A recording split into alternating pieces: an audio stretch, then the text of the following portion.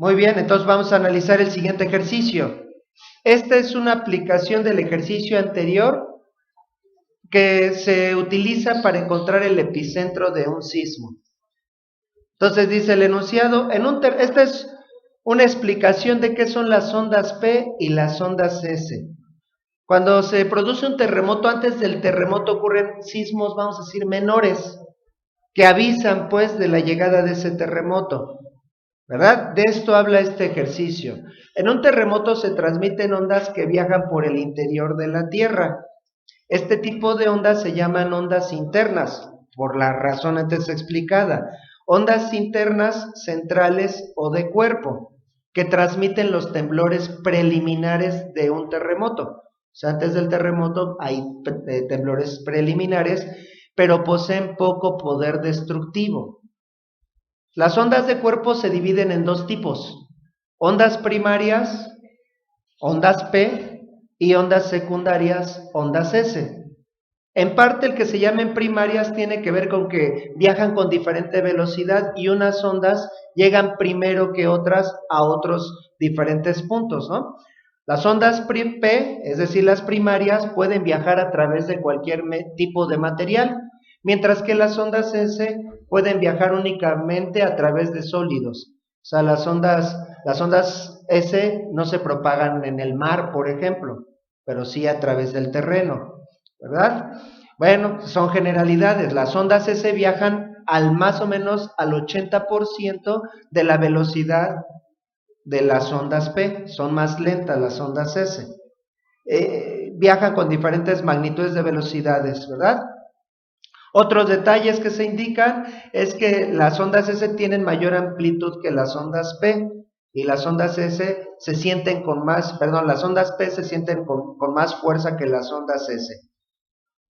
Y ahí viene algo relacionado con lo que vimos en el ejercicio anterior. El hecho de que las ondas S y P viajen con diferentes magnitudes de velocidad implica que llegan a un determinado punto de la superficie terrestre en diferentes tiempos. ¿Cuál quedamos que llega más rápido? ¿Cuál llega antes? Por ejemplo, si se produce unas ondas o unas ondas internas en el Pacífico, ¿cuál va a llegar primero? La P. Y unos segundos después va a llegar la S, ¿no?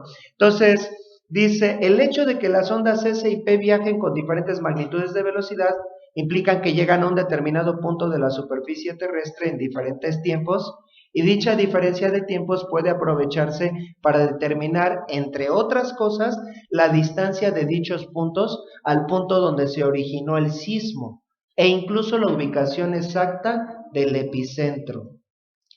Entonces, ¿qué relación tiene este con el ejercicio anterior? Bueno, en el ejercicio anterior llegamos a la siguiente expresión. La velocidad, la distancia a la que se encontraban los dos móviles, y pueden revisar el ejercicio anterior para ver de dónde viene esa expresión, era igual a, ¿cuál era la fórmula? Velocidad 1 por velocidad 2 por la diferencia de tiempos entre velocidad 2 menos velocidad 1. Recuerden que yo les dije, velocidad 2 es la velocidad del móvil que va más rápido. En este caso, ¿cuál sería? Ya no estamos hablando de móviles, sino de ondas. Entonces, la velocidad 2 sería la velocidad de la onda primaria.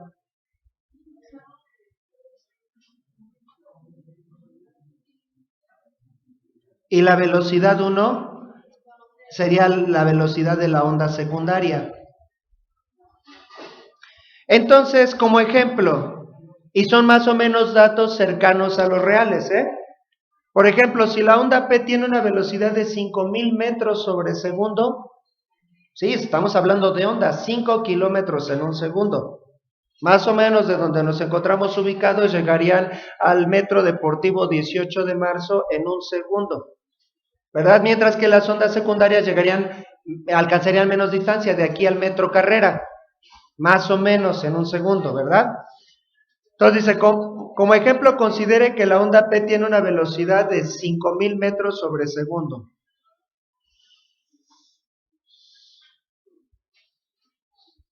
y la onda S tiene una velocidad del 60% de la onda P. Estamos redondeando, exactamente es como el 58%, pero vamos a redondearlo al 60%. ¿Cómo calcularía el 60% de 5.000 metros sobre segundo? 0.6 más rápido por 5.000. Y eso daría 3.000 metros sobre segundo. Una onda como a 5 kilómetros por segundo, la otra onda como a 3 kilómetros por segundo. ¿Sí? Sí, dice, es igual al 60% de la onda P y que un sensor ubicado en cierto punto indica que ambas ondas arribaron con una diferencia de tiempo de 42 segundos a dicho lugar. En donde está el sensor, la onda primaria llegó 42 segundos antes que la onda secundaria. Esa es la diferencia de tiempos, ¿verdad? Bueno, por cierto, ni lo indiqué en el ejercicio anterior, pero creo que ya lo saben algunos de ustedes. En la física y en las matemáticas, la letra griega delta mayúscula, que es ese triángulo, se utiliza para representar incrementos o diferencias, ¿verdad? Después haremos más referencia a esa simbología, ¿no? Entonces, si las ondas llegaron con una diferencia de tiempos de 42 segundos, la pregunta es, ¿a qué distancia del epicentro se encuentra dicho lugar? Y aunque parece el ejercicio muy complejo, la solución es exactamente la misma o el mismo procedimiento que el del ejercicio anterior, ¿verdad? En el caso anterior, ¿a qué distancia se encontraban los dos coches cuando estaban en el mismo punto? En este caso, cuando se encuentran en el mismo punto, las dos ondas es cuando ¿qué? ¿En qué momento o en qué instante? Cuando se están produciendo, es decir, cuando estaban en el epicentro, ¿verdad? Bueno, entonces vamos a calcular la distancia a la que se encontraban las ondas. Entonces la velocidad 1 son 3.000 metros sobre segundo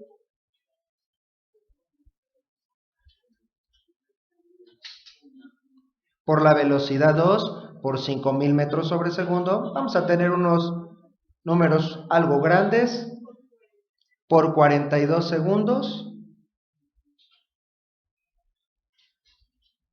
entre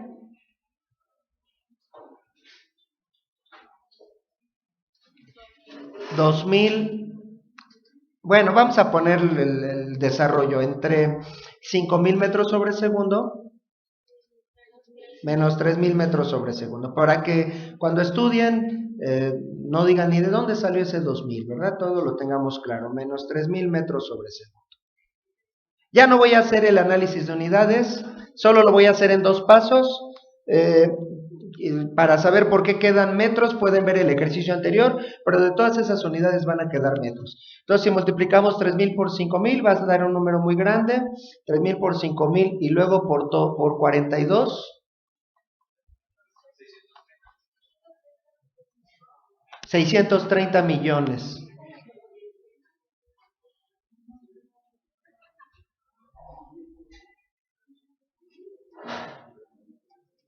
Entre 2.000 metros, bueno, entre 2.000. Y el resultado va a estar en metros. Veas el ejercicio anterior. Y luego esta división, que la podemos hacer más rápido dividiendo 630.000 entre 2. ¿Cuánto da? 315.000 metros. 315.000 metros. ¿O cuántos kilómetros? 315 kilómetros. Entonces, con este método ya sabemos a qué distancia se originó el sismo. Si el sensor lo hubiera puesto más lejos del epicentro, ¿qué hubiera cambiado? La diferencia de tiempos, ¿no? Entre las dos ondas. Si estuviera más lejos del epicentro, ¿la diferencia de tiempo sería mayor o menor?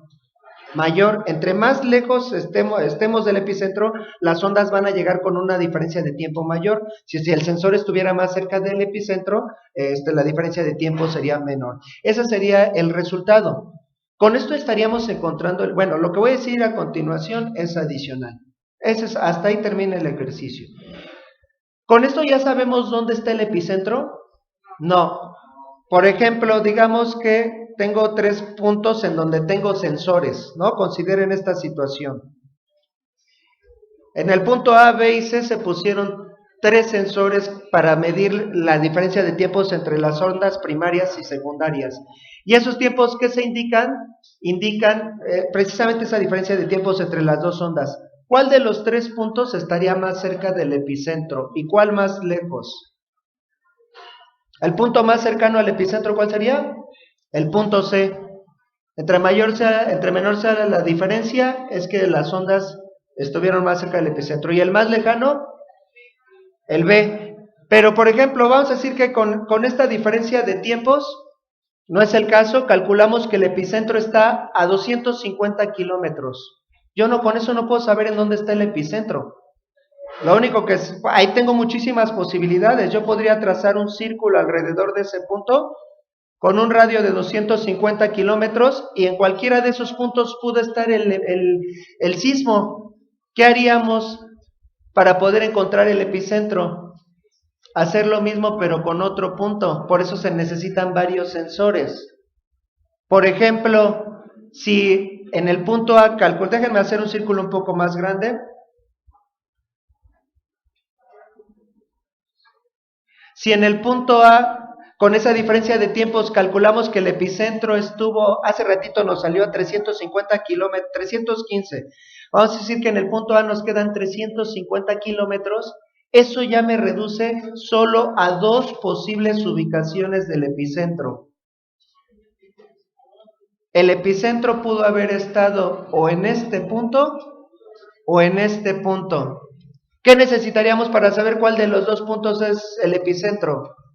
Otro sensor. Se necesitan por lo menos 3 sensores para determinar la ubicación exacta de un epicentro. Entonces digamos que del punto C, bueno, obviamente no podría ser así que el círculo sea más chico. Bueno, vamos a poner un círculo más grande, más bien.